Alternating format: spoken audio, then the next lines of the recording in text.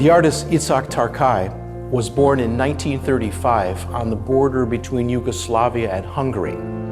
And at the age of 9 years old, he was liberated from the Mauthausen concentration camp.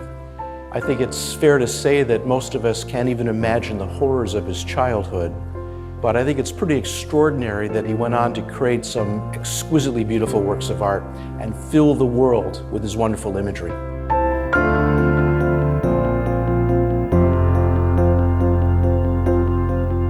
A lot of people don't realize that art can be analyzed either in terms of form or content. Tarkay was a formal artist.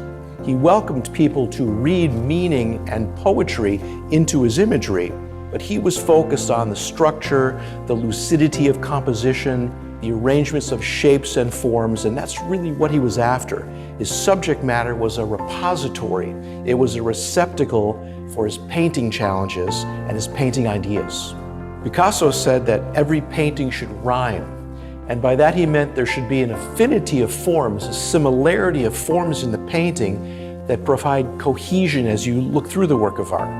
And Tarkay really took that to heart. If you take time and look at a Tarkay painting, you see lots of aspects of the painting that are rhyming.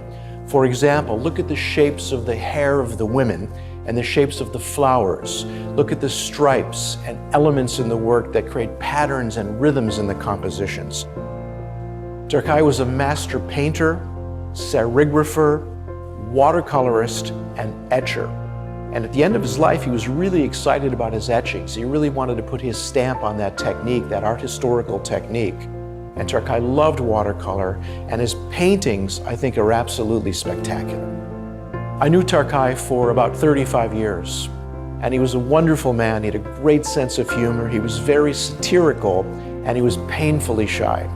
He also was really interested in mentoring young artists, particularly the artists Mark Kanovich, Yuval Wolfson, and David Najjar, who worked with him in his studio in Israel. And Tarkay actually worked with the great master Yaakov Agam.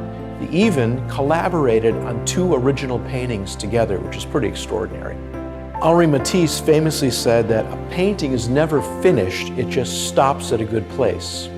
And Tarkay told me that he always was challenged in knowing when his works of art were finished.